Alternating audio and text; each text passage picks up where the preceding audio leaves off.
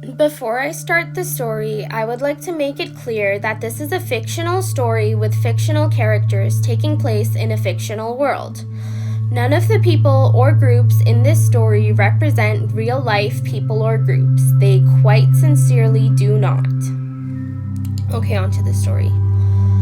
The sun is shining down in bright and potent rays over my body. It presses down into my head, my back, my neck, my arms, my legs. It is hot and muggy and feels like I am breathing in soup. But at the same time, I feel alive. I feel so incredibly alive as I sit here in the grass in front of a large flat rock that I purified with fire that I am using as a table.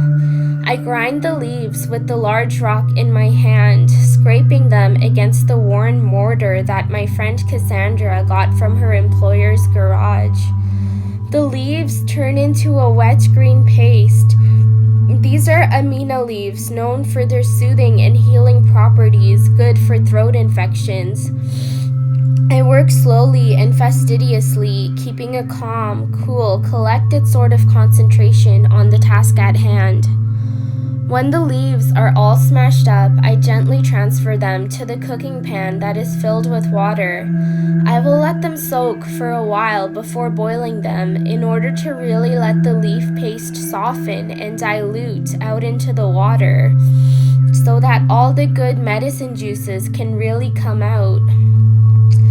I take the stone knife that my neighbor Aaliyah made me and I cut the catchy seeds in half. This is very specific work, as the seeds themselves are rather quite small and they have pretty thick edges.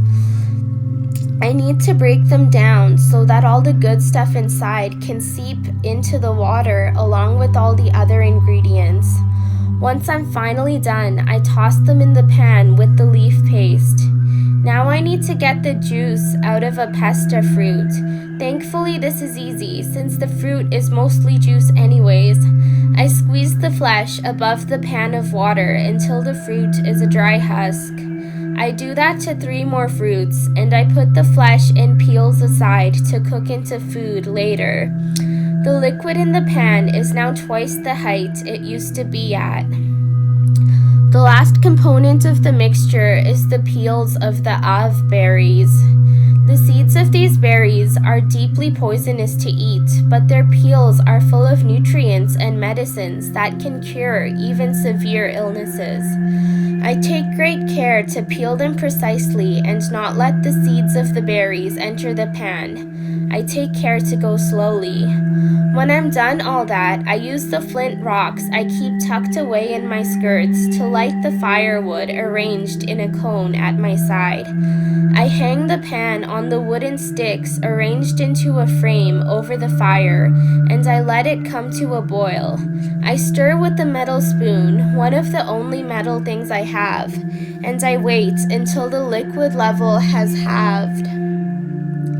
I ladle it out into the leather water skin. I am done. I am done making the medicine, and I can now give it to Casey, who is fighting off a terrible fever and a great soreness to their throat, and needs medicine very badly.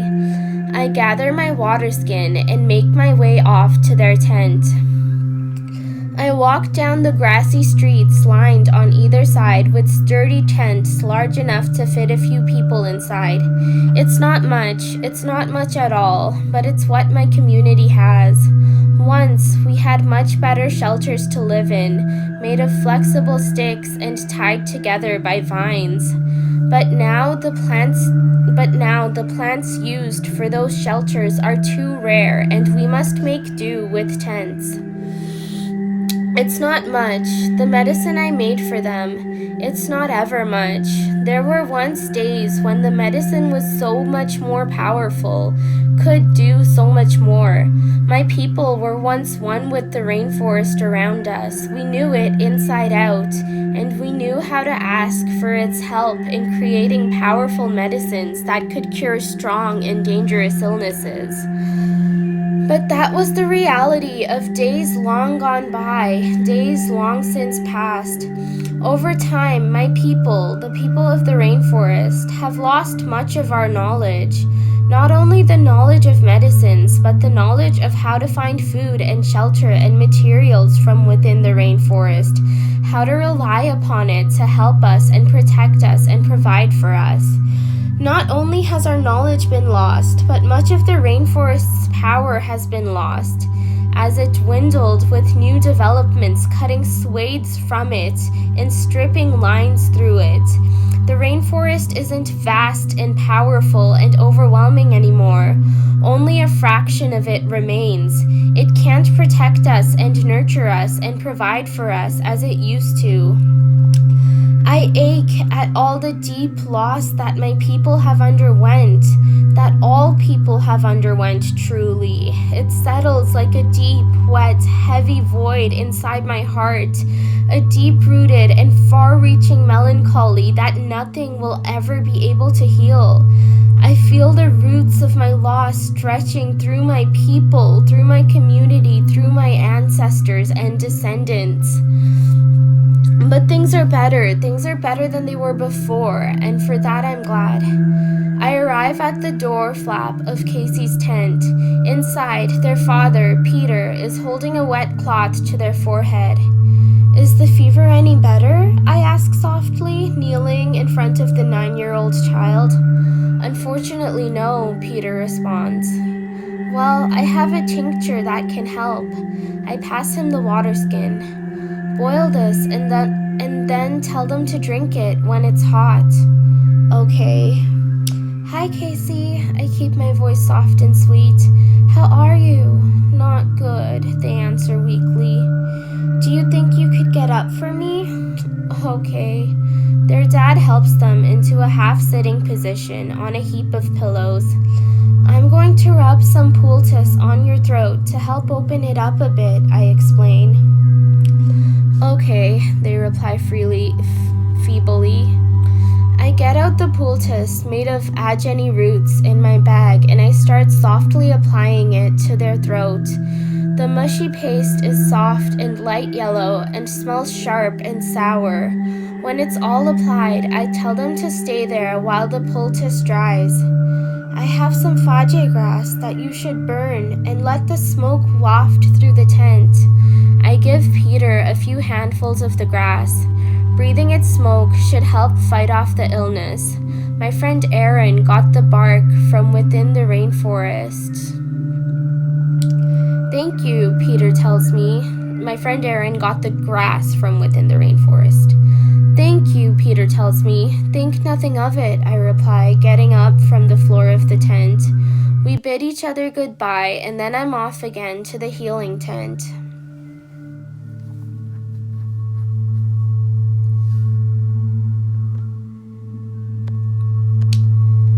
So, are you grateful to your boss, or are you not? Young Amy asks Ruth as we all sit crowded into Sarah's tent. There is Eric, Kara, Ruth, Tom, 11-year-old Amy, and myself. Tom is holding a sleeping baby Sally in his arms, who is only a bit older than 1 year and is so sweet and soft and adorable.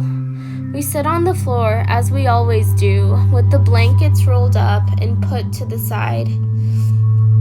I don't know, Ruth replies. On one hand, it keeps us all in clothing and shelter, and the Creator knows that we need that now that the rainforest, her voice goes dark, goes sad, now that the rainforest can't help us as much as it used to.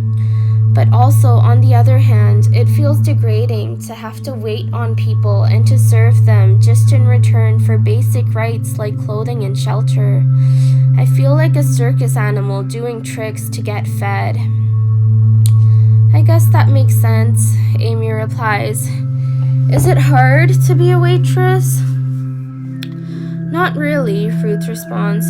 Not as hard as it could be, at least. I can get through it. But still, it still feels wrong. We weren't meant to work like this, Eric adds in. We're people of the rainforest. We're supposed to go out into the rainforest and get whatever we need. And we're supposed to be taken care of and provided for by our community no matter what. We shouldn't have to work in exchange for basic rights. We should have our rights no matter what, and we should work to help our community. Though I guess we do still work to help our communities in a way, I ponder. All of our money goes to the collective fund that we all have together. It's not the same as what we had before, Amy retorts, her voice nostalgic for a time she's never lived. You're right, it's not, Kara agrees. We work now for the outsiders. We work to help them and serve them, and we get our money from them. We get our resources from them, and not from the world as it should be. I miss the time when things were different, Amy declares. I do too, Amy, I do too. I try my best to console her. Still though, Tom, who has been quiet up until this time, acknowledges, we try to keep to the old ways as much as we can. We all help each other as much as we can help each other. We go into the rainforest, we commune with the rainforest and try to take care of it, try to protect it, try to respect it. We try to see each other as the people who we truly are and not as the people that the outsiders see us as. We are ourselves and we are not who they want us to be. We will never be who they want us to be. And that's a victory. Eric builds off of what Tom said. No matter how much loss we face, the ways in which we stay true to our people is a victory. So when I'm old enough to work, Amy begins, do you think I'll have the strength to do it? Do you think I'll have the strength to get through it? I think you will, I tell her. We all have done it. We all do it. Even though it leaves a bad taste in our mouths, we all get through it. The sky knows that the support the government gives us for all the bullshit they did in our past is not nearly enough for us to get by. And even though the rainforest gives us a lot, it's still not enough these days. I guess I'm just kind of scared. Amy's voice has a tense edge to it. I don't know if I'll have the strength to get through it. Everyone talks at school about how the rainforesters are weak and pathetic and how they can't do things. And I've heard here how we're not made for this economy. So I guess I don't know if I'll be able to bring in money to help the community. Oh, sweetheart, Kara starts. No one's made for this economy, rainforester or not. But we all live in it. But you don't have to bring in money if you don't want to or can't. The community has your back always. And anyways, most of us only find work that's 1 or 2 days a week because of all the prejudices against our people. You'll be able to get through 1 or 2 days a week. I hope you're right, Amy responds.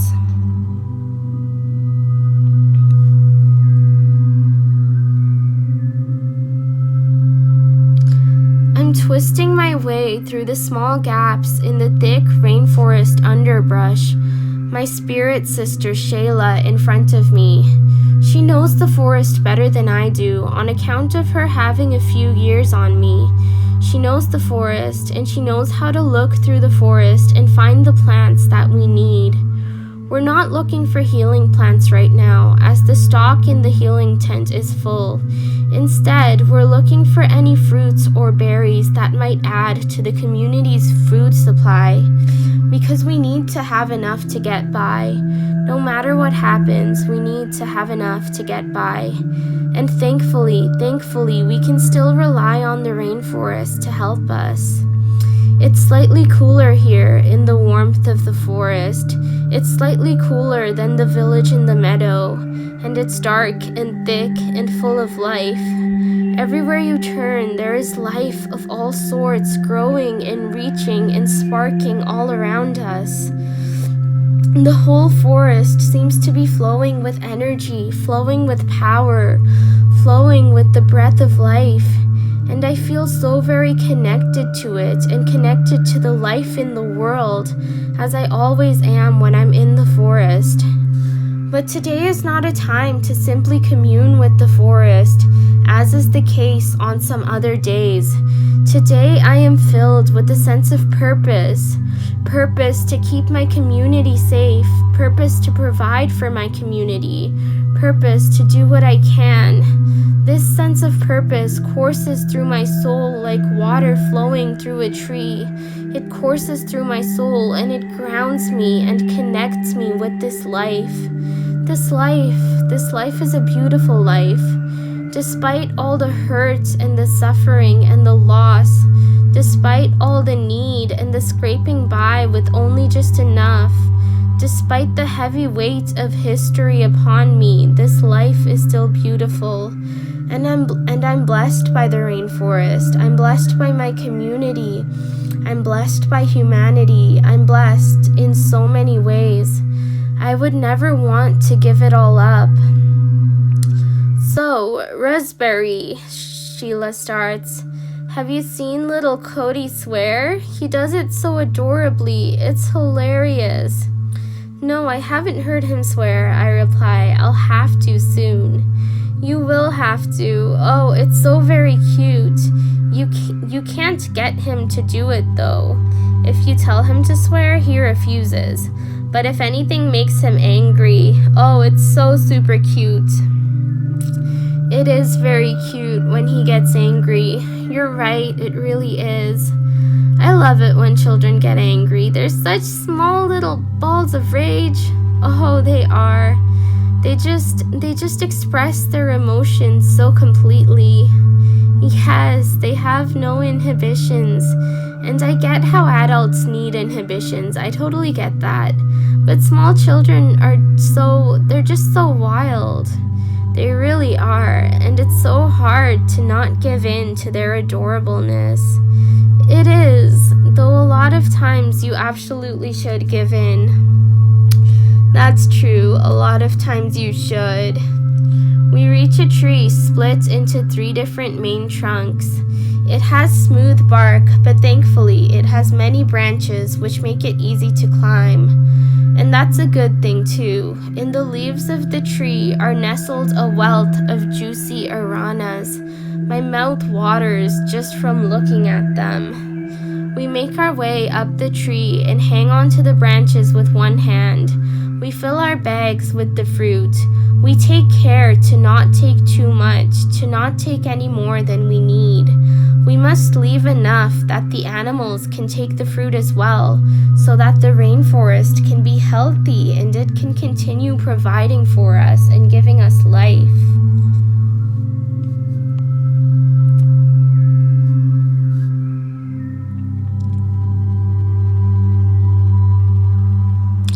Being here is so different from being in the village. It's also built. It's also straight. There are so many sharp edges and not a speck of dirt anywhere. There are so many squares and straight lines and flat surfaces. There is so much metal and plastic and technology. And it's busy here, really busy. In that way, it's not too different from the village. But the busyness here is a different sort of busyness entirely than in the village. This is a sort of busyness where you don't have a choice, you don't have a voice and peace and purpose. Right now, I am putting fries in a cage. Well, that's not what it's really called, but it's what we call it, to get them ready to dunk in oil. I finish my task in a few moments, and I swirl the fries in the hot oil. I let them cool, moving to put some burger patties on the grill. The next order comes in, and it's for a frosted brownie, so I quickly put frosting on a pre-made brownie. Orders come in and I work away, making the food that I need to make. My team around me moves busily through their own tasks. We work together in unison, and there's almost something beautiful about it, almost, because this unison, however efficient it is altogether forced, and you can see the hard press of powerlessness in the way that we talk to each other. Time goes by swimmingly fast, and eventually I can put my apron up on the hook on the wall, and I can get on the train and go back into the world I am much more familiar with. I'm lucky that I only have to work once a week.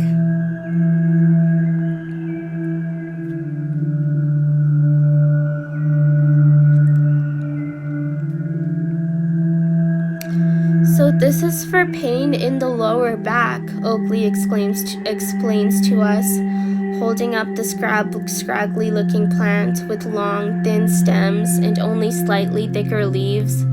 We are in the healing tent, Amber, Justin, and I, and we are having a lesson on healing from one of the senior healers in the village.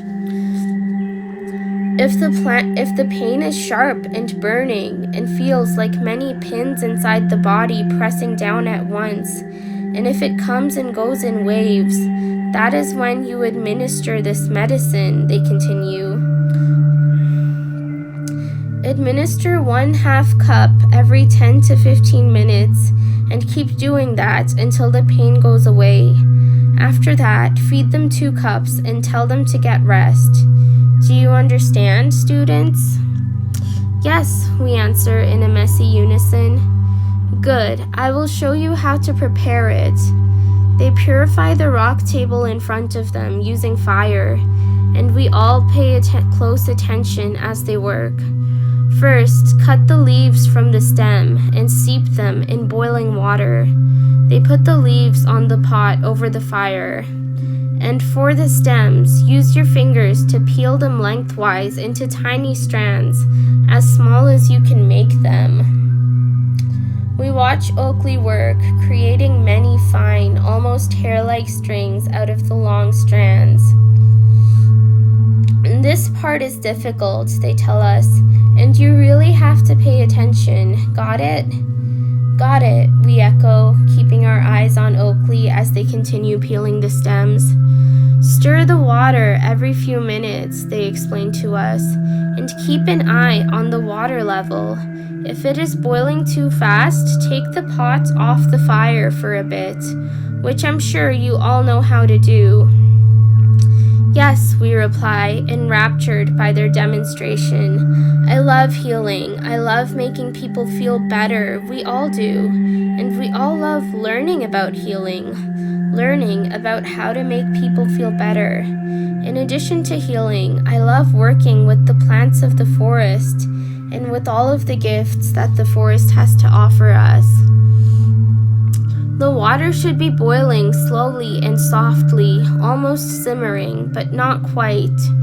You should throw in ground up jacko bark into the pot after it has boiled for 10 minutes in order to help the medicine become absorbed into the body. After that, you should add in the stem strands. They put in the pre-ground bark that we have a constant supply of in the healing tent on account of how much we need it. They then add in the stems and keep stirring. How long does this need to boil for? Amber asks. Good question, Amber. This takes a long time to make. It usually takes about an hour. The resulting solution will be very concentrated. Alright, thanks. Any other questions? How will we know when it's ready? I ask. Good question, Terry. You know by the color. Once it's a bright, deep green, then it's ready to be taken off of the pot. I'll show you all once it's ready. Okay. Once it's ready, Oakley continues, it would be served warm, not scalding, but warm enough that the patient can feel it. If it gets cold, you will need to warm it up again, not until it boils, but just until the water becomes warmer. Got it?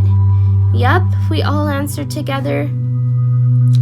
And remember, always, healing water does not come from the river. Healing water comes from a spring surrounded by reddish earth. Of course, we reply, because we all knew that. It's one of the first things that we are taught. When you are stirring, Oakley continues, explaining, do not just stir in one direction. Switch directions every couple of turns, and this will agitate the water so that it soaks up more of the plant's essences. All right. Any other questions, they ask? When we are administering the medicine, Justin begins, should we tell the patients to drink it all at once or in little sips? Good question. For this medicine, drinking it all at once is good, so that it does not lose its heat during the time in which it is drank. The heat also helps the sickness, and it helps the patient to feel better. What if the patient is a child and cannot handle hot things? Amber asks. Good question. Then it would do well to distract them with a story or a song while they drink the solution. We keep listening and watching as Oakley teaches us, paying close attention to everything. I feel so full of love and connection and purpose, as I always do when I am healing anyone or learning about healing. I am so grateful that this knowledge still survives within us, even if it's in a limited capacity. I am so grateful that we can still heal each other, that we can still help each other. The Creator knows that we need it. Especially since the healing infrastructure of the outsiders is closed to us. The outsiders, they have ways to heal themselves too. They have great ways to heal themselves, which are very powerful. They are not like our traditional methods of healing and are rather strange, but they work really well. The problem is that the hospitals and clinics of the outsiders cost a lot of money to go to, money that us rainforesters do not have. But still, the medicine from the rainforest is free. It's free to us all, and it doesn't cost anything for us to heal each other. So relying on the rainforest, we can get by.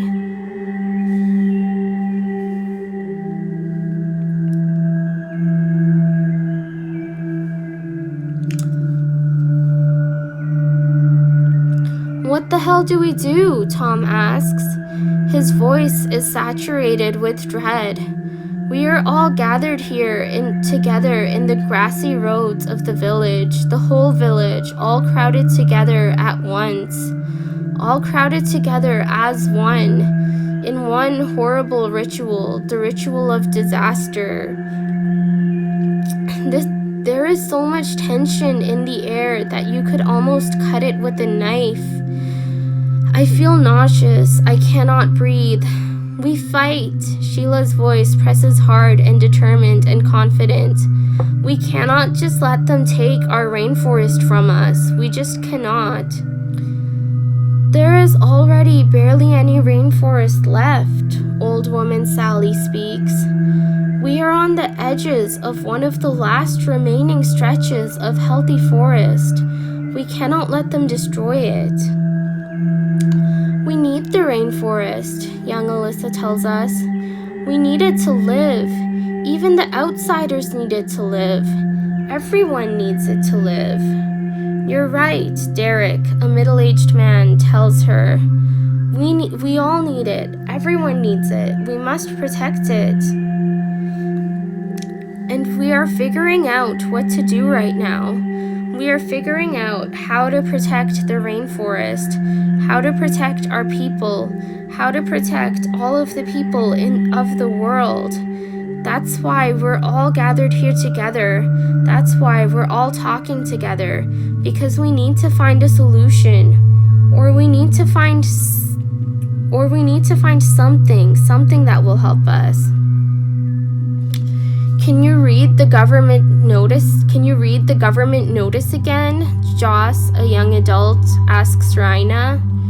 Sure, the teenaged girl replies, holding on tight with white fingers the small, unassuming sheet of paper in her hands. People of Gale Village, she begins, voice shaking. You have a 6 months' notice to leave the village and to resettle yourselves into housing elsewhere, such as in the city. Your village life is destructive to yourselves and to society at large. She pauses to take a few shaky breaths. What's more, her voice sounds almost numb, there will be development within your area. The Baltzone Corporation will build an open-pit iron mine in the area, and remaining close to this mine will cause health hazards from inhaling or ingesting the chemicals given off by the mine. If you do not leave, you will suffer health consequences. I know what open-pit mines do, Old Man Harry tells us gravely and solemnly.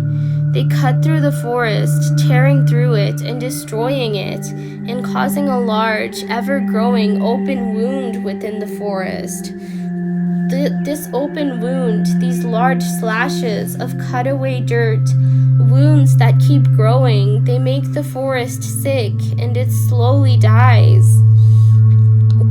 They make the forest sick and it slowly dies, losing its vitality bit by bit. Not only that, but the poisons that are given off by the mine, they get into the air, into the soil, into the water, and they poison the forest and everything around it. The noise from the machines, constant and grating, it scares away the animals, and there are so many ways that the forest dies. I know this because my last village had to resettle because of the destruction of a mine. If the mine would poison us, the youth Emerson begins, then surely it would poison the forest as well. We are learning about mines in school, Claire begins, voice high-pitched and full of fear. They cause a lot of habitat destruction. They cut through and destroy a large swathe of the forest, breaking the forest up so that it dies slowly. Exactly, the old woman Ariel echoes. The edges that are made when the mine meets the forest. In those edges, too much light gets in. This causes the plant growth of the forest to become out of balance, and with it, the animal life becomes out of balance too. Predators use these edges to overhunt their prey, causing chaos to the intricate interdependence of things, and invasive animals use the edges to hide themselves and cause destruction to the land. The extra light coming in dries out the forest and causes fire hazards. The poison from the mine also makes all the animals, the plants, the insects, the fungi. It makes everything weaker, makes them sickly and dying. And the forest will be cut through into even smaller pieces, and the animals will not be able to move freely and safely. Everything will die. We always knew the outsiders had no respect for the rainforest. Annalise, a woman in her middle years, states, we all know that whenever they do any kind of development in the rainforest, it hurts the intricate web of life. We have to protect this part of the forest. It's the only good, clean, strong part that we have left. We have to fight, the adult Gray restates. We simply have to. We can't lose this forest. We can't. We all agree with them. Besides, young Gerald tells us, we need the forest for food and for medicine. We literally need it to live. Without it, we would die. Well, fuck, Tom declares. And the outsiders need it too, an older person named Armin explains. The rainforest gives them good air to breathe and clean water to drink. It makes their land fruitful and fertile, making their farms yield large sums of food. It protects them from floods, from storms, from droughts. It keeps them safe from pest infestations and protects against the emergence of new diseases. But are we strong enough to fight? Emmett, an older man, asks us. And he's got a good point. He's got a really good point. The outsiders and their government and their police are very strong. They're well equipped. They'd be really difficult to go against. They'd be really difficult to take down. We tried to go against them in the times long since gone by, the young girl Sarah reminds us. We rebelled against them, we fought them, but they defeated us. A lot of the villagers gathered around agree with her. There is discord and disorder for a while as everyone talks all at once. I don't say anything, I can't say anything. I'm far too horrified at the news that my people have just received. I can only stare out in horror. I can only listen to my community all around me, the community that I love, as it descends into chaos. Eventually, the chaos dies down and there is only a tense, terrible stillness as everyone looks around with disturbed, hopeless faces. That was a long time ago, another young girl, Gerda, speaks out. That was a long time ago, and things have changed now. Things are better now. The government doesn't try to kill us anymore. The government won't try to kill us anymore. Even if we fight them, they've changed and become less terrible. There is an obvious sigh of relief amongst the crowd, as so many people join to agree with her. But what do we do? An older adult named Noah asks. We have to try, a little girl named Avalie responds. We have to try our best with everything that we have. And how do we know that we can win? A middle-aged woman named Dahlia asks, voice soft and serious. Because, a young man named Raymond starts. We have the rainforest. We have the rainforest and all its power and all its protection and all its hope. We have all its love and its strength. That's enough. It should be enough. There is determination in his voice. There is a sense of awe and amazement in his words. There is wonder in all of us. In all of our faces, male and female and both and in between and neither, I feel the seedling of hope, of courage, of power. I see that seedling taking root and starting to grow and starting to blossom into something undeniable, into something beautiful. I see the way the energy of these streets is shifting, the way the power flows through all of us is the way that the power flows through all of us is starting to come alive. I no longer feel hopeless anymore. I no longer feel like we have to give up without a fight. But can we make it? I ask into the crowd. Even if we can't, old woman Emmeline, with her wise eyes, tells us. Even if we can't make it, we will have tried, and that's what will matter, that we tried. Because the rainforest gave us so much, it protected us so much. We have to return the favor for ourselves, for each other, and for the rainforest, and for humanity, a young child, Kaden, adds triumphant. I'd rather try and fail than not try at all, a teenaged girl, Leia, speaks out. And she's so right, she's so right. We all cheer for her in encouragement. But what should we do? A little boy, Ryan, asks. How do we protect the forest? And he's right. He's so very right. Now that we have a goal, now that we have all agreed on what we're going to do, we have to find out a way to actually do it. And this is kind of the hardest part.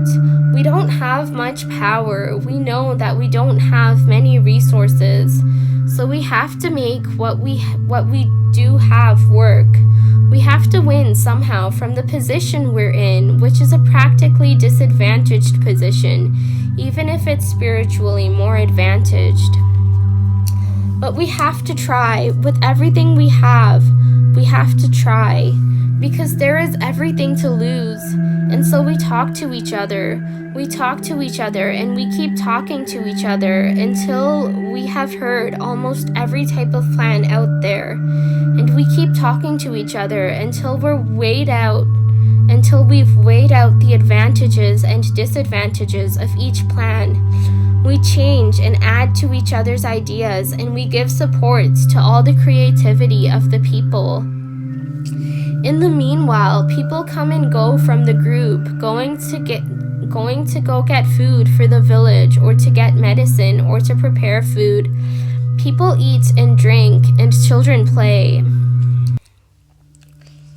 But the group in general remains, though its composition constantly fluctuates, talking to each other on the crowded street for 4 nights and 4 days until finally, we all come to an agreement.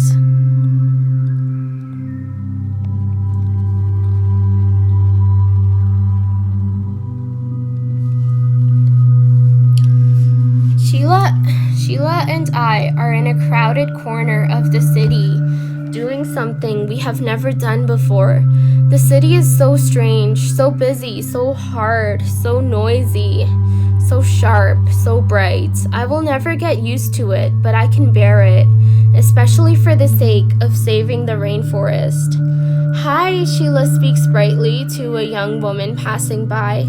Are you interested in saving the rainforest from destruction? The woman passes by, not giving us a second glance. Hi, I speak to a group of middle-aged people. Would you like to save the rainforest from being harmed? No thanks, one of them replies in an apathetic and slightly awkward way. Okay, thanks, I tell him. I actually have so much hatred for him in my heart, so much hatred for all of these people who are just passing by us like it's nothing, like they don't care at all what is happening to us. But I've got to get through these people. I've got to get through these people so that I can find the people who truly want to help us. Hi, I ask a girl with thick, dark curls and striking brown eyes. Would you like to help the rainforest not be destroyed? She stops in her tracks and gives me a soft smile. My heart warms up. What's happening? She asks. The rainforest, I answer. They're going to build an open pit mine within it. They're going to destroy it. Her eyes widen in concern. How can I help? Come to the village and go to the tent in the middle, closest to the forest. They'll give you tips on what to do. So basically, we're going to block the road and the train tracks leading to the forest for as long as we need to, in order to stop the miners from being able to do any work. We need manpower. We need bodies to stand on the lines with us so that the police can't pull us away. That sounds like a great idea. When will this happen? About 6 months from now. You should go to the village and talk to the people there to get more details. They'll fill you in on everything. Just letting you know, though, it will be a long-term commitment. Do you think you can help us? Of course I can. I've loved the rainforest since I was a child. We all need it. We sure do, sister. We sure do. So what else can I do to help? Tell all your family and friends. Get as many supporters to the cause as you can. We need as many people on our side as possible. Sure thing. Thanks so much for the opportunity. Thanks for helping us.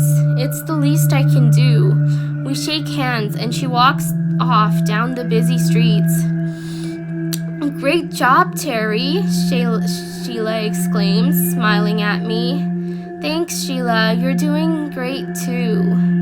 Let's just hope we can get enough people. Yeah, let's hope.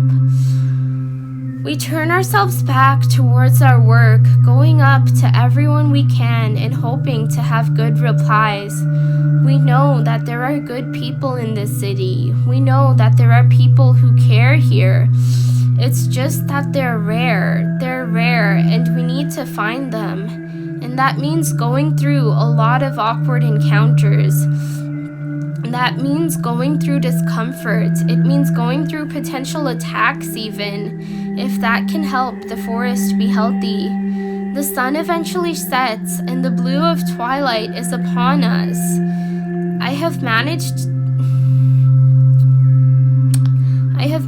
to get 10 individuals and 2 small groups on our side so far. Sheila managed to get a few more people than me. We did great. We both did great. And we are proud of the work that we did. We stick around until the street empties, and then we wait for the midnight train to take us back to the village.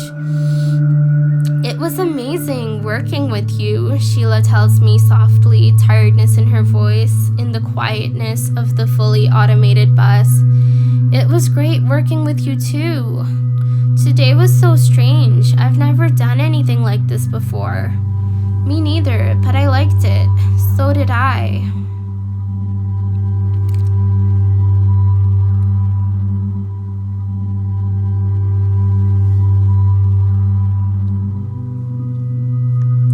It's the day we're supposed to stand up to the mining company, to the government, to everyone who opposes us.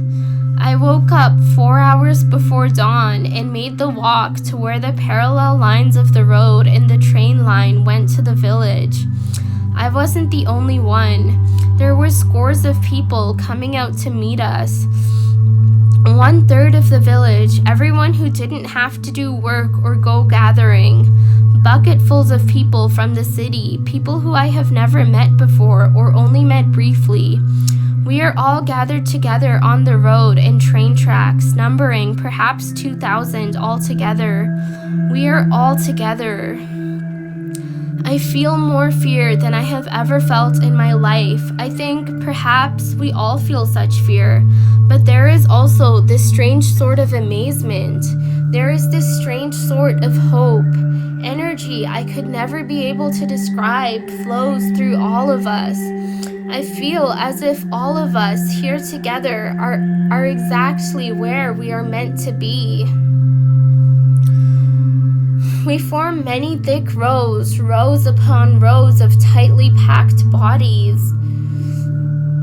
And we all hold each other. We hold each other as tightly as we possibly can, linking arms in an intricate pattern. And we wait. We simply wait. Who would like to hear a traditional song? Oakley asks the crowd. There is cheering all around. The medicine teacher starts to sing the Song of Winter Nights, which is a calming melody. All of us who know the song join in, and we sing, and we keep singing until there are support workers from the village coming to us with our breakfast. We all thank each other and thank the Creator for giving us this good food. We eat quickly, trying to get our physical needs met as efficiently as possible, so that we may all link arms again and form a long, unbroken matrix with each other. I hope we can win, the young man beside me speaks, eyes as blue as the morning sky. He's from the city and a stranger to me. Still, despite the brief time we've known each other, he feels like a brother to me. Even if we can't win, we will have tried, I tell him. And I hope it's enough. I really hope it's enough. Our love and our energy can help the rainforest, even if we can't save it. I've never been in the rainforest, he admits. Oh, it's beautiful. You should totally go one day. I'll take you. You will? Thank you so much. Don't even mention it. Everyone deserves to witness the rainforest. It's really awesome. You're so sweet. Aw, you are too. We keep talking until I can see the trucks full of construction equipment lumbering their way up the road. I guess this is the moment of truth. I guess this is when everything starts. I breathe deeply and look straight ahead, ready for anything and everything that comes. The trucks slow to a stop, towering in front of us with their metallic flares. They're driverless, so nobody comes out to greet us. It will be a while yet before the authorities come. We have time, not much time, but we have time. I am fed water and food by the people behind me. It's an incredibly awkward process, but we need to all stay in formation. We need to all stay linked to each other. I can barely gulp it down though, as my anxiety grows and grows. Let's sing a warrior song, Sarah suggests from her place in the line. We tried to keep her home, but she absolutely insisted that she'd come with us. She'd come with us, or else she'd go on hunger strike. She's too spirited, that girl. We teach the outsiders the song of the dancing warrior, and it's a simple song, simple yet powerful. We all sing together, voices that can speak the words properly and voices that are trying their best. All here together, all warriors, ready for whatever battles come ahead. And it is this song that we are singing when finally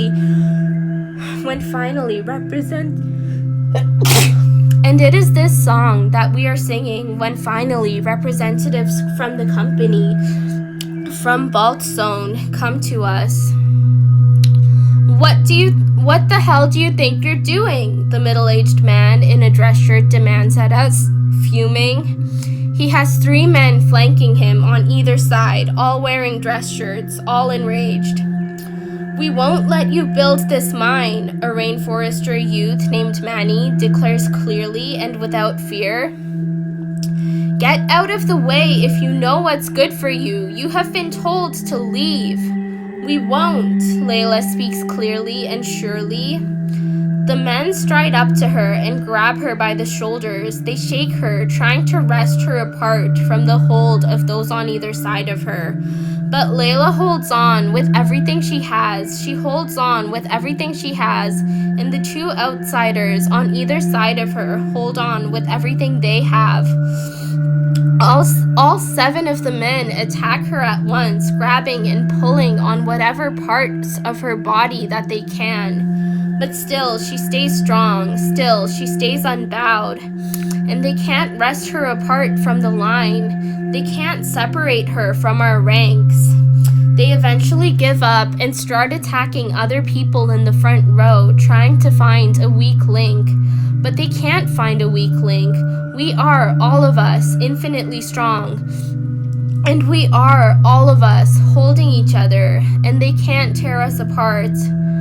We will be back, the man who spoke earlier threatens, but they leave, they all leave. We won this very first round. Cheers echo throughout as blockers and the support people alike, rainforesters and outsiders alike, all express their intense joy at this glorious, victorious moment.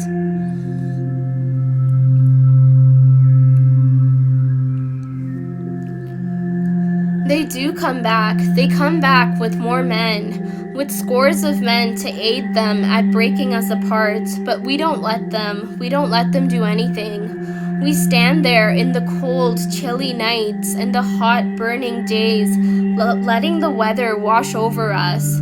We endure their goons for hours and hours on end until our minds and bodies are exhausted. But still, we do not give up. Still, we do not lessen our effort, our focus, our force. We keep holding on to each other with all the strength imaginable, all the strength possible, no matter how tired we get.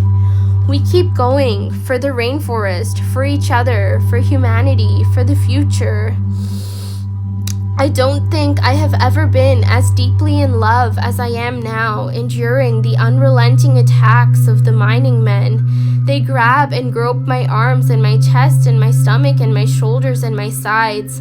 They pull me and pull me and pull me, until I am aching and hurting absolutely everywhere. Still, with Darren on one side and the outsider Ray on the other, I stand strong. We cling to each other for dear life. No matter what happens, we cling to each other. "Another round won," Ray exclaims into the dark night once the men are backing away to rest and regroup. "Hell yes," I agree. "It's only been 2 days," Darren reminds us, older and more serious than the two of us are. "What happens when we need to sleep? What happens when we need to rest?" "Then we'll be replaced by the new wave of rainforest defenders," I tell him, "just like we planned." "I just hope we can keep this up," Darren sighs. "I hope so too," Ray echoes. I take a break to go to the washroom, and when I'm back to my place in the line, the men are coming back again. I hold my body tense and keep my mind as focused as possible on the mission at hand. I am a warrior, I am a warrior, I'm a warrior. I am a warrior, and I will fight, I will win. Rough hands grab my forearms and my wrists. Me and the men on either side of me draw closer together, tense up our muscles. Hands grab my shoulders and they all pull at once. But I pull back. I pull on the arms interlinking to my own, and I pull them tight close to me. And they pull me tight close to them. We are one, we are one, we are one. Nothing can break us, for we are one. My arms are burning. They are in so much pressure.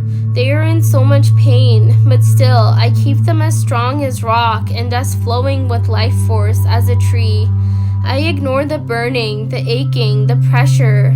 I ignore the burning and I keep holding on so tight that I hurt myself, holding on so tight that I'm sure I've used up all my strength.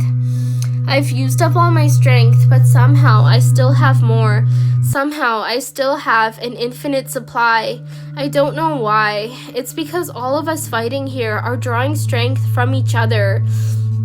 It's because we are all drawing strength from the rainforest, and these forces will give us infinite strength. The hands on my body are rough and groping. They are devoid of any kindness, of any mercy, of any peace. They pull me as if they want to pull my very essence away from me. They pull me like they want to grab me and capture me and own me. They pull me as if they are trying to catch me, but I do not let them win. I do not let them win, and I keep holding on to myself for as long as I possibly can. They change tactics. Instead of grabbing my arms, they grab my legs. They try to pull my legs out from under me, but I lean back and I stay strong, and I do not let them. I do not let them at all. It's hard, unbelievably hard. But I keep my feet planted on the ground, through everything, through the constant barrage of violence and violation. I keep my feet planted on the ground.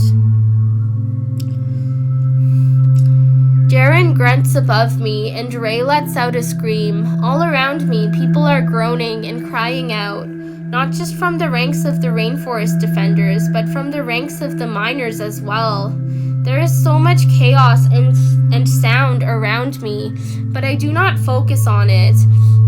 I focus only instead on staying strong, on maintaining the integrity of our formation. I don't think I have ever been this focused in my life. This focus is more than the focus of gathering, more than the focus of healing. It's more than the focus of my job, more than the focus of telling stories. And it's great and terrible and incredibly beautiful all at the same time. I cannot tell how much time has passed. I can only tell that my body feels like it's on fire, feels like it's being crushed under rocks, feels like it's bleeding everywhere, in all my muscles and bones. I think probably I am becoming bruised, but still, I make all my muscles work. I make them work, and I make them work, and I make everything that is inside me work. The sky turns lighter, the first electric blue of the morning, and finally, the attackers leave us. They go to the many camping trailers they have set up all around the road, and they go to sleep. It's time to change our ranks. It's time to give those who haven't stood in the lines a chance to. Of course, we are very, very careful to not disrupt or decrease the strength and integrity of our lines as we replace them. We let ourselves out only once the new people behind us have formed their own line. For a moment, we join both lines together in an especially crowded line. Then we melt away into the background, ready to provide our warriors with the supports that they need to keep fighting. I sigh in relief once I am safely out of the crowd. I did it. We did it. We held out. We're still holding out. I need to sleep.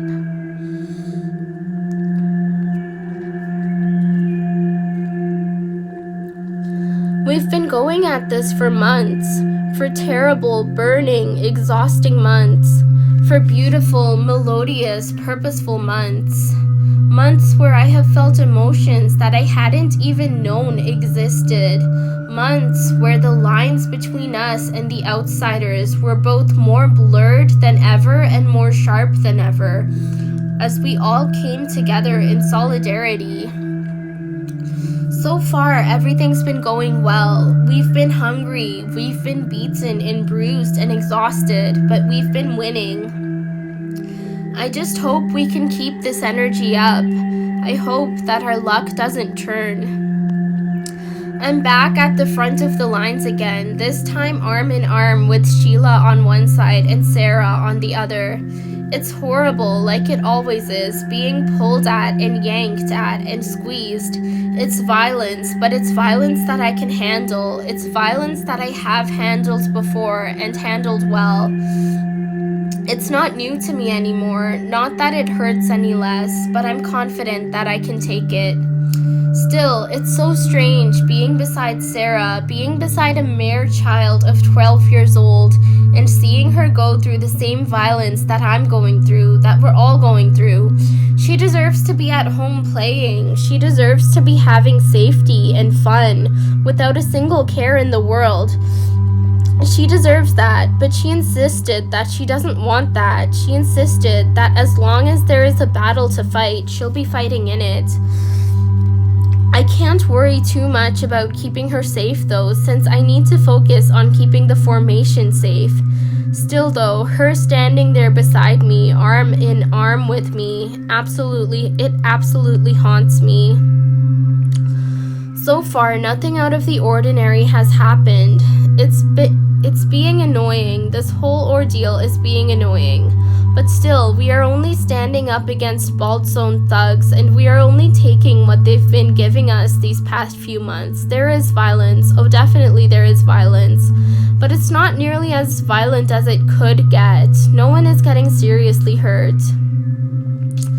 I think the presence of the outsider rainforest defenders is playing a big part to this lack of violence. They're the kind of people this society actually likes. There's only a certain amount of violence that can be used on them. I'm being pulled at and squeezed and squished. My muscles are burning, my joints are burning, everything is burning, but it's okay, I can take this. The men finally back off and leave to regroup. I breathe a sigh of relief. I hope they're gone for a while, Sarah speaks. Oh, I hope so too, Sheila replies. I hope we can get some rest.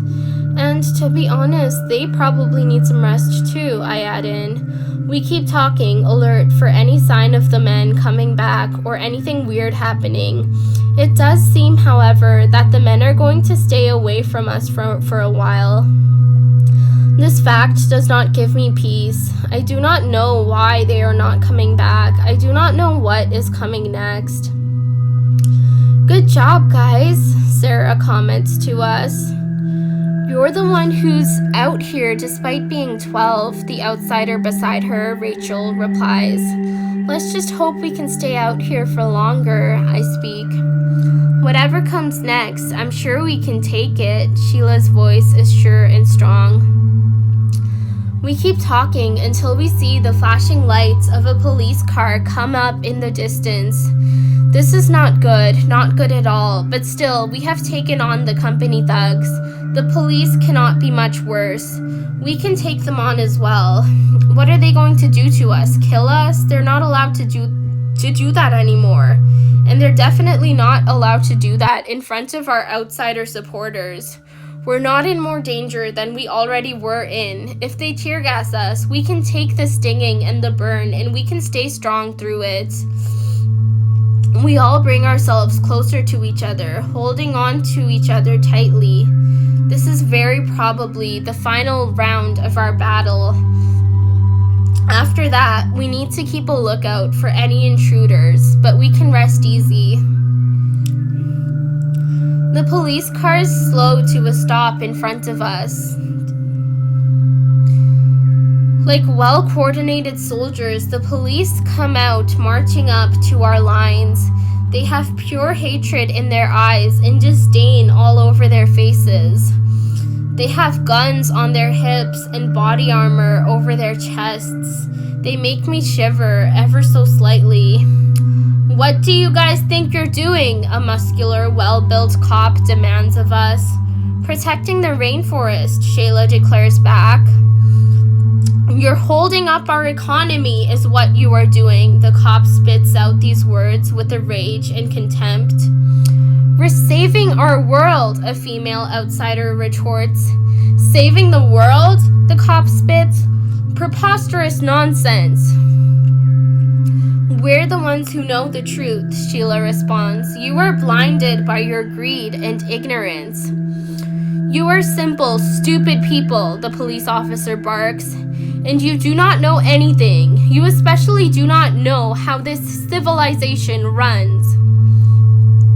We know how the rainforest runs and what the rainforest needs. Sarah's voice is clear and unafraid. We know how humanity runs and what humanity needs, and humanity needs the rainforest. You fools, the cop bellows, especially you, child. How could you know anything about how the world works? She knows more than you ever will, Sheila states. And we all know more than you ever will, I add. You are blinded by your sentimentality and your emotion, the cop spits back. You are blinded by your greed and by your complacency, I retort. You have to leave. His voice is dead serious, like a cold stone. We won't. Sheila's voice is equally serious. I'm telling you, he presses. Go. Get away from here and let the company through before you all get into trouble. We don't care how much trouble we get into, Sarah exclaims. You cannot make us move. Isn't that right, everyone? We all cheer. Get out right now before I am forced to do something you'll all regret, the cop screams. No, Sheila simply states. Get out right now. Go away. No, she states again. Don't make me do something I will regret, he presses. We won't move. Sheila's voice holds no fear. You obstinate children, the police officer yells. You fat fucking pig, Sheila replies calmly. Everything happens all at once. The cop reaches for the gun on his hip. Sheila's eyes grow wild. Before any of us can do anything, he shoots. Sheila slumps back, all the strength having left her body, and everything inside me goes red. Everything around me goes red. Before I even know what I'm doing, I am on him, my hands around his throat. There is nothing I can think except for the fact that Sheila is dead. Sheila is dead. Sheila is dead. My best friend is dead. There is nothing I can do except reap bloody vengeance. My hands are around his throat, around the capitalist fucking pig's thick, meaty throat, and I am squeezing. I'm squeezing with all my might. I'm squeezing with strength I didn't even know I had, and he's struggling underneath me, trying to pry me off. But all his muscles are no match for my overwhelming grief, no match for my sheer rage. Die, die, die, you capitalist goon! I scream at the top of my voice, and I squeeze tighter, and eventually all his struggling stops, and he goes limp underneath me. I look around. Everyone is simply staring at me, forest defender and police officer and company thug alike. They're all staring at me as if in a trance, and I feel like I am in a trance, but all too soon the spell breaks. The police pile on me, all of them at once, and they push me face first into the hot, rough asphalt of the road. There is overwhelming pressure above me on my back as my arms are pulled together and put in handcuffs. I fight, of course I fight, but there are 4 cops on me. I can't take them all at once. There is yelling all around me from the police and from the onlookers. There is yelling all around me, but I cannot listen to it. All I can think of is the fact that Sheila is dead. Sheila is dead, the young woman who played with all the children in the village and entertained them. The woman who spent long nights staring up at the stars with all of us. The person who had so much spirit and so much hope and so much rage to share with all of us and with the world in general. The woman who knew where to find what plants in the rainforest and who wasn't afraid to kill something if she needed to. That woman was gone forever. The police officer slams my head into the road, and my whole world goes white in searing, aching pain. My head throbs, and my nose feels like it has been snapped in two. It probably has been. My whole face flows hot like magma in the hurt. I am dragged into the back of a police car, and the door slams shut above me. Before I know it, we are driving away from the village and away from all the people who are mine.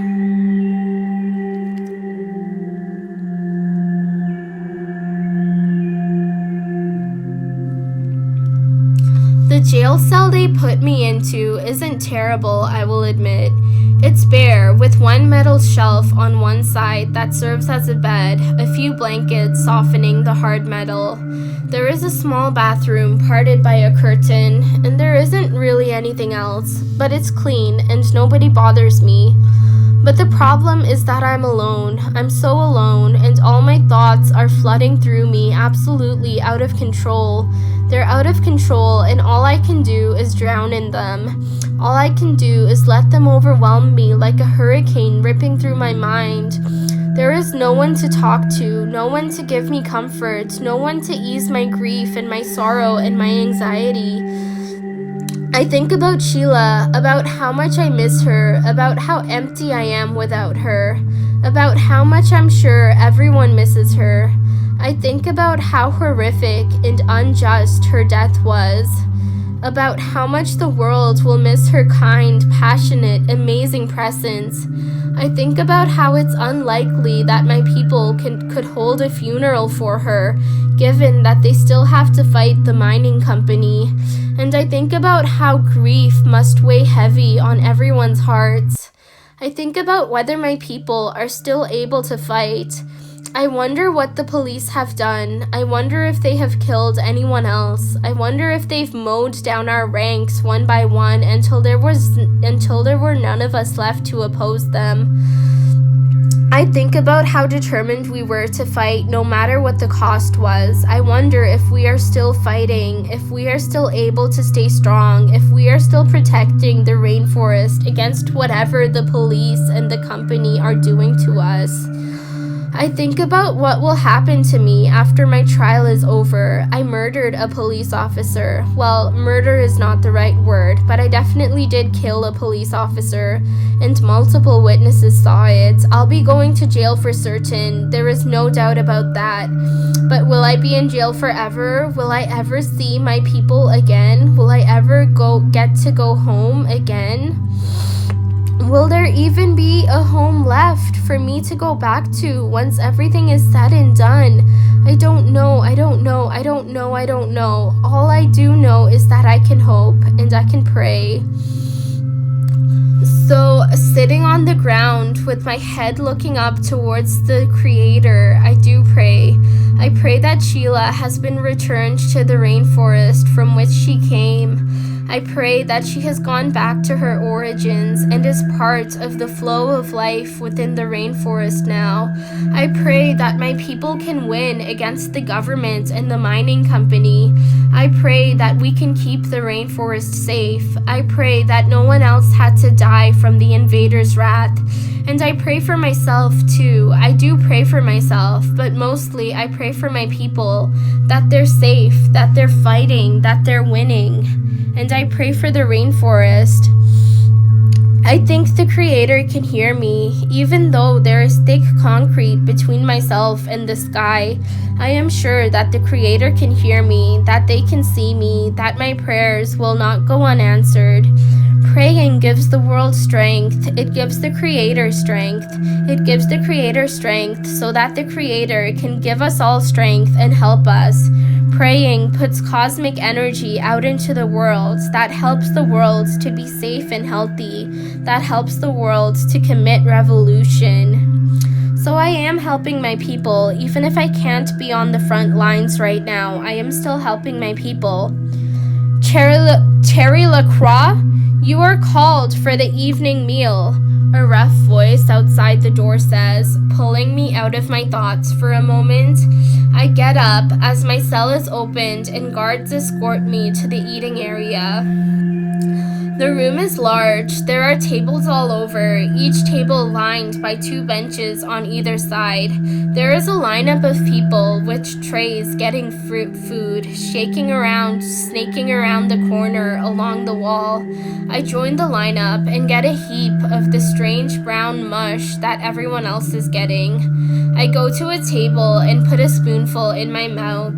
The food is strange and bland, but that's okay, I don't mind. What's your name? A girl beside me asks in a cheerful voice. Terry, what's yours? Bright. So what are you in here for? If you want to talk about it, that is.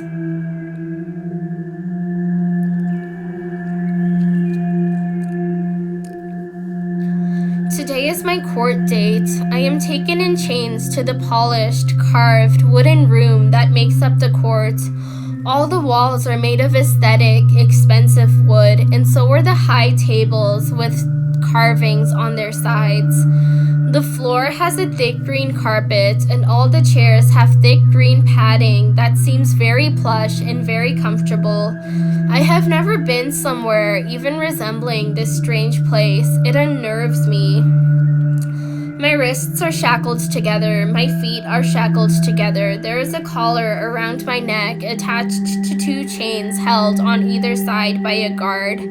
I feel so very humiliated standing like this in a room full of people staring impassionately on me as I am having one of the worst times of my life. Terry LaCroix, the judge speaks coolly. You are here in front of the court facing charges on the assault and murder of a police officer of the law. How do you plead? I am pulled to the testimony stand, and I stand there. I look out at all the people in the court. I look at the judge and the police officers. I look at all the members of the public crammed into their chairs, eager to get a front row seat to all the drama and the intrigue that this trial brings. I look at all the cameras and the news reporters here, no doubt ready to broadcast my words onto live TV. It's not often at all that something like this happens. I think of how strange I must look with my bandaged nose and my bruised body and my very many chains. But I keep myself calm, I keep myself cool and collected as I turn to address the crowd. I killed a police officer, that is true, but the police officer killed my best friend. He killed a community member. He killed a woman who was standing up for her people and for your people as well. Sheila Wexley was a beautiful, radiant soul, and we are not able to even have a funeral for her. We are not able to have a funeral for her because your companies are invading onto our land and seeking to destroy all that both our peoples need. My voice is clear and does not shake. I am so overcome with emotion that I do not know how my voice does not shake. But I keep my gaze steady on everyone in the room, and I make sure they know how dead serious I am. The rainforest is sacred, I continue. It's not just sacred to my people, though it is sacred to my people, but it is sacred to everyone who needs air to breathe, everyone who needs good, pure water to drink, everyone who needs good, rich soil to grow food. It is sacred to everyone who needs protection from the storms and floods. It is sacred to everyone who needs to live. Our rivers, our water, our trees and shrubs and herbs, our rocks and earth and animals, they all protect us. They all protect us all, and they provide for us all. And not only that, but they are the bedrock of my people's identity. My people need the rainforest to soothe their spirits, minds, and hearts. They need the rainforest in order to give them teachings and guidance. The rainforest brings us all together. It brings us all together, and it makes us who we are. We go to the rainforest for food because what your government and what your economy gives us is not enough for us to survive. We go to the rainforest for healing and medicine, for we are shut out by your fancy medical systems. I am a traditional healer. I cure all the sicknesses and injuries of my people. I help whoever comes to me for help, and I do it all free of charge. I do it free of exchange. I do it free of all attachments so that everyone who needs healing can come to me for healing and can get what they need. This is the way of our people. This is the way it has been since time immortal. When we help each other, we do not demand anything in return. We simply help each other to help each other. And that is possible because of the rainforest. Without its providence, I would not be able to cure anyone or to ease anyone's bodily, mental, and spiritual suffering.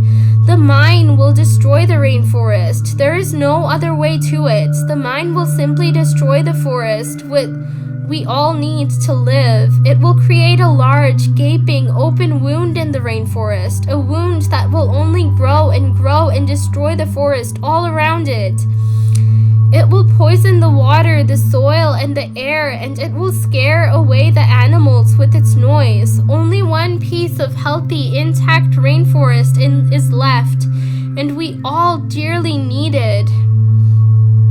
Your people are filled with greed in your hearts. You want more and more and more luxury. You want more and more and more wealth.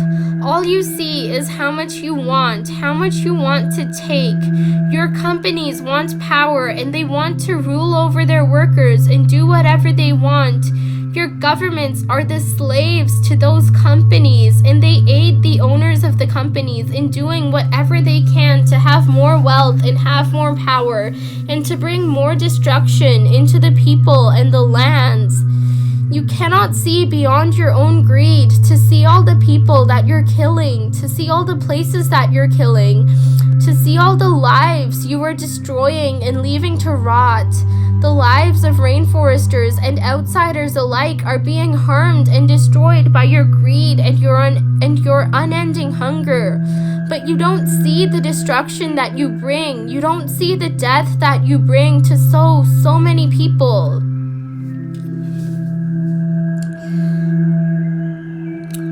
you see is your desire to have more. And it's all fake. All that you chase after, all that you long for, all that you hurt the people and the land in order to get, it's all fake. All your material items and technology doesn't have life in it. It doesn't have spirit in it. But the people have spirits. The people and the land and the air and the water, the plants and the rocks and the animals and the fungi, they all have spirits. They all have life. You are destroying that life, killing that life to create things that do not have spirits, that do not have lives. Your greed knows no bounds, but our love knows no bounds either. The love that all the hurt people, that all the marginalized people, rainforester and outsider alike, have for each other. The love that we share knows no bounds. The love that we have for the land, the love that the land has for us, knows no bounds. And that love will never die, no matter how much you kill us or how much you kill the land. All the love will never die. All of our spirits will never die. And we will triumph. We will come up triumphant. No matter what you do to us or how much you beat us down, we will come up triumphant eventually.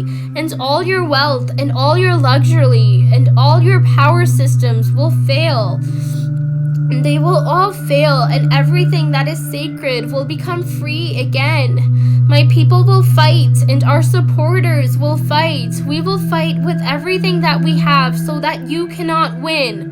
And all the fighting and all the trying and all those battles, both physical and mental and spiritual, they will mean something one day. They will guide us to victory one day. Things will get better and hope will prevail, no matter what you do to any of us, no matter what you do to me. So if you want to jail me, go ahead and jail me. I killed one of the enforcers of your power and your hegemony. I killed one of the enforcers of your rule and your wealth. And if you want to jail me for that, go ahead. But you will also receive your just rewards for all the death and the destruction that you have caused. Sheila's spirit has returned to the rainforest, the place where all her energy flowed from, and my own spirit will meet her when it's time. I finish my speech and look right at the cameras. They are all trained directly on me. All the reporters are gaping at me with wide eyes. Journalists are scrambling to write down notes. All the people in the courtroom who came here to watch the proceedings are also staring at me with wide eyes. They looked dazed, amazed. Many of them are holding their hands up towards me, recording me with their bracelets and rings and other tech jewelry. I meet all their eyes with solemn, determined eyes of my own.